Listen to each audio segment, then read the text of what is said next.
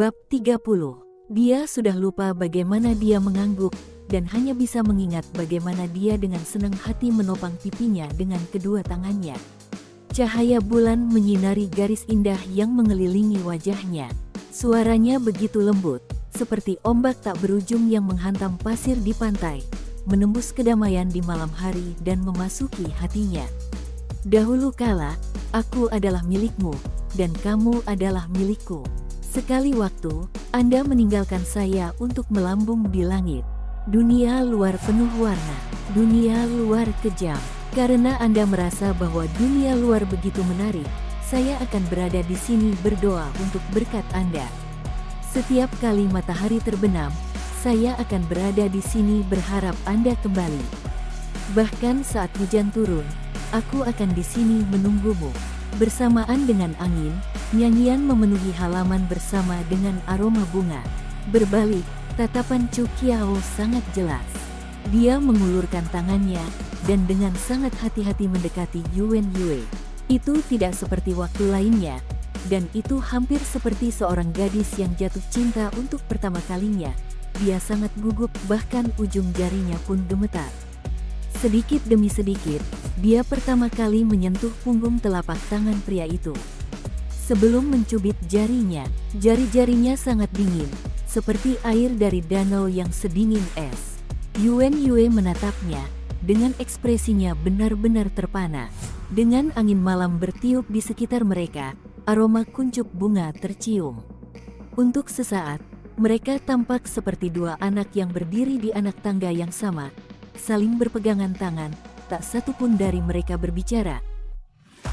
Mereka selalu berada di pihak yang berlawanan, namun tiba-tiba mereka menjadi sekutu. Pada saat itu, semuanya tampak membingungkan. Yuan Yu merasa ingin menertawakan ironi itu, namun dia merasa tertawa pada kesempatan ini agak tidak pantas. Tegas, dia mengerutkan kening, dan ekspresinya agak lucu. Setelah meninggalkan beban mentalnya, Chu Qiao sekarang menjadi alami. Menarik tangannya, dan dengan mata terbuka lebar, dia bertanya, Yuan Yu, apakah Qinghai tempat yang bagus? Pria itu ragu-ragu sebelum menjawab. Tidak buruk. Apakah di sana cantik? Seorang pria yang tidak romantis dengan belak-belakan menjawab, ada beberapa tempat yang tidak buruk. Apakah Qinghai dingin? Tidak dingin di musim panas, tapi akan dingin di musim dingin. Chu Qiao tampaknya dipenuhi dengan harapan. Warga sipil di sana harus jujur dan sederhana. Kamu pasti bodoh. Bagaimana mungkin tidak ada orang jahat? Siapa yang tidak memiliki keegoisan sama sekali?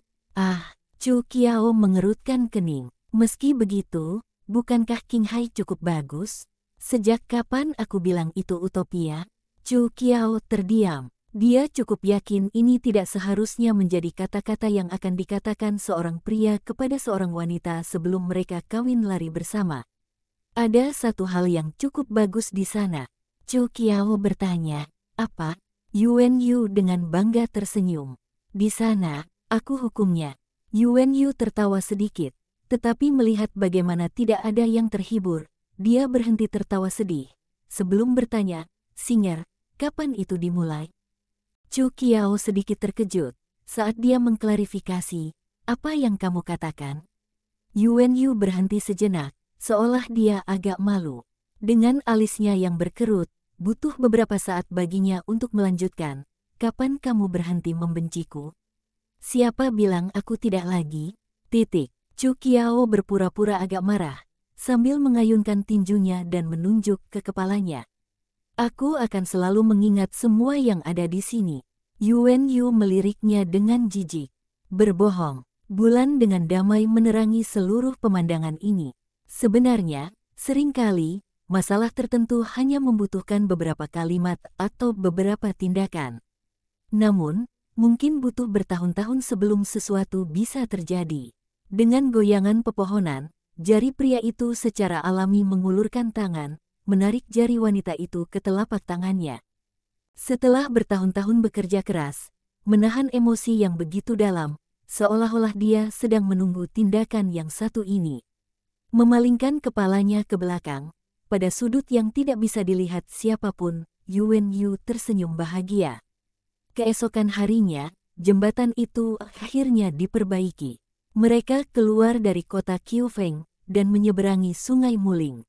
Saat mereka mencapai Provinsi Qiuxia, mereka harus berpisah.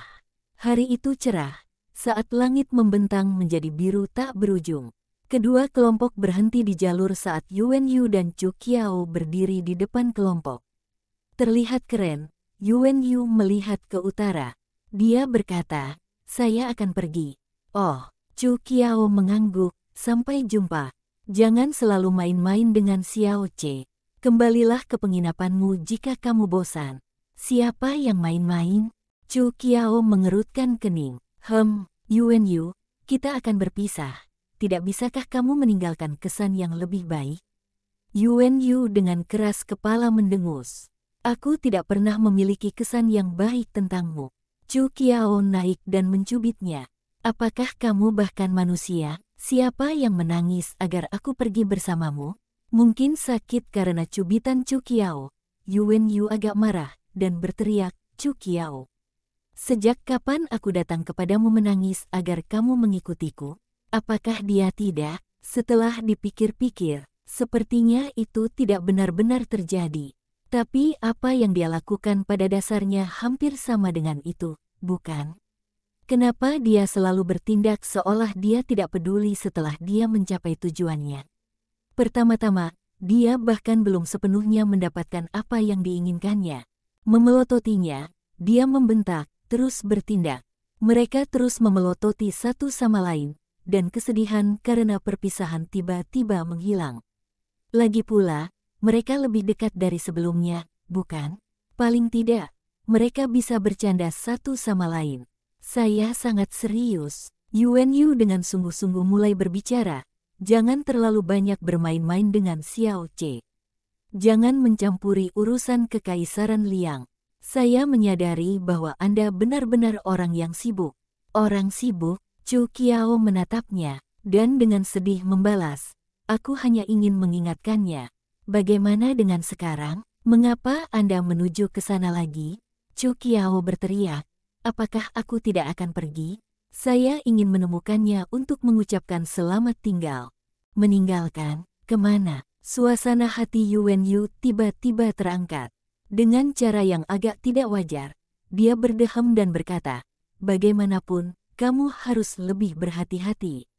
Bajingan itu, Xiao Ce, bukanlah pengaruh yang baik." Chu Qiao menggelengkan kepalanya dan berseru, "Kurasa ketika mereka berbicara tentang jembatan yang terbakar, mereka mengacu pada orang-orang sepertimu." "Apa katamu?" Yuan Yu benar-benar akan meledak dengan amarah. Mengangkat tangannya, Chu Qiao memberi isyarat bahwa dia tidak ingin marah seperti dia. Dan dengan polos berkata, "Apakah kamu tidak pergi? Langit akan segera gelap. Jika kamu tidak pergi, aku akan pergi."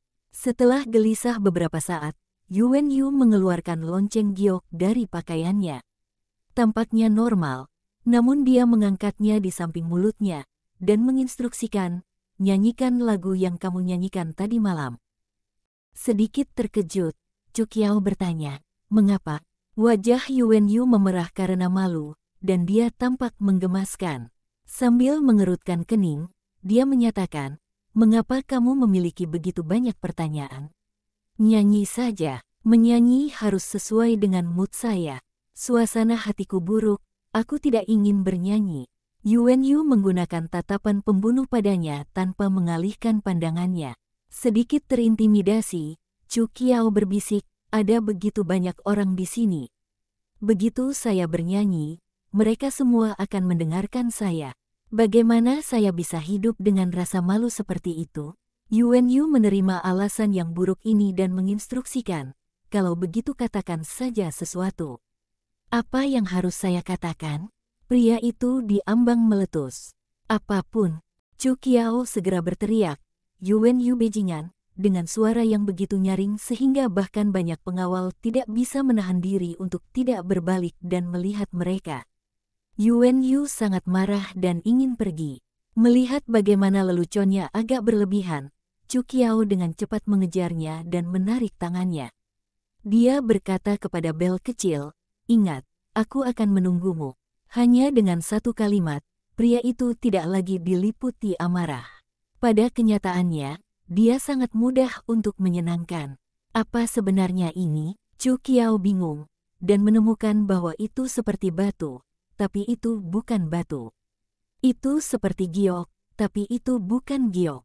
Dengan pengerjaan yang sangat rumit, itu tampak seperti lonceng, tetapi bagian dalamnya dipenuhi dengan liku-liku, seperti telinga manusia.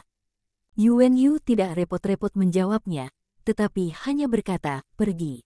Jangan terlalu lambat." Dia sepertinya masih berhak berjalan ke depan dua konvoi.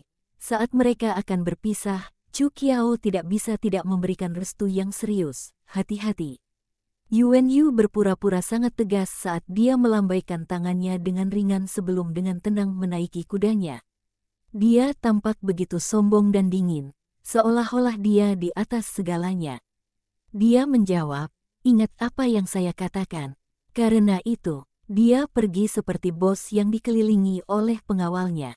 Saat kerumunan perlahan menghilang ke kejauhan, Chu Qiao masih berdiri terpaku di tanah. Jingjing mendekat, agak bingung, dan bergumam, "Kakak, ipar laki-laki itu tampaknya sangat kejam." Wajah Chu Qiao memerah, dan dia berbalik dan bertanya pada Mei Xiang, "Mei Xiang, apakah kamu tahu benda apa itu?"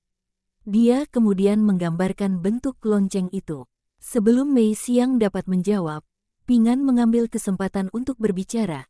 "Kakak, jika kamu tidak salah lihat, itu pasti lonceng Xiangzi dari legenda. Saya mendengar bahwa itu adalah salah satu dari 3 harta karun orang-orang Windtalkers. Windtalkers terampil dengan kerajinan tangan dan menguasai seni rahasia mekanik. Lonceng Xiangzi ini dibuat oleh kepala suku ke-8 mereka. Selama seseorang berbicara dengan keras ke bel, suara akan disimpan oleh bel. Saat angin bertiup ke atasnya, suara itu akan menghilang darinya dengan nada yang sama persis.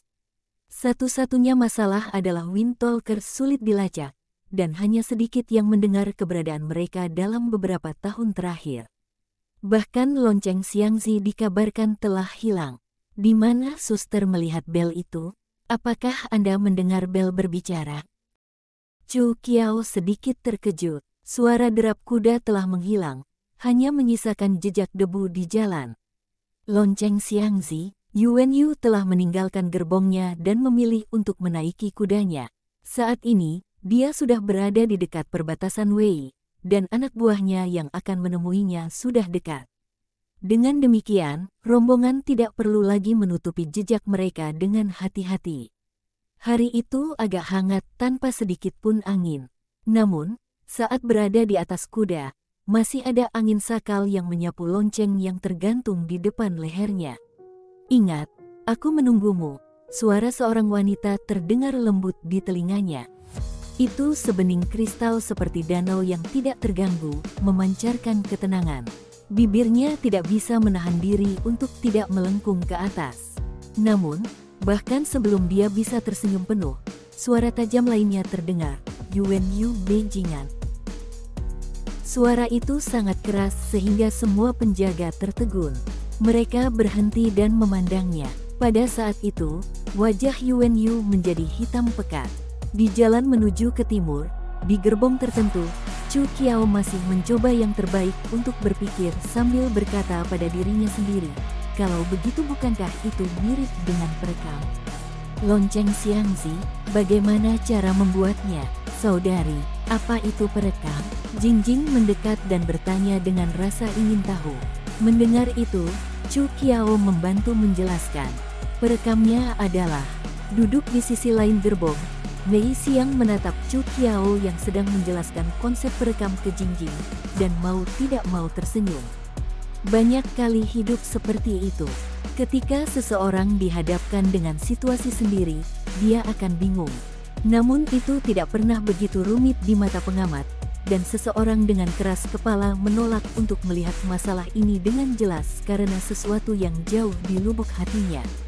Bahkan untuk orang yang paling cerdik sekalipun, mereka masih bisa hilang ketika sesuatu terjadi pada mereka. Terkadang, Seseorang hanya perlu keluar sekali, dan insiden berikutnya akan berubah secara drastis. Masih banyak yang harus dilakukan. Mungkin ada insiden lain yang terjadi. Apakah kamu takut? Dengan angin menyapu, Riak muncul di permukaan air yang tidak terganggu.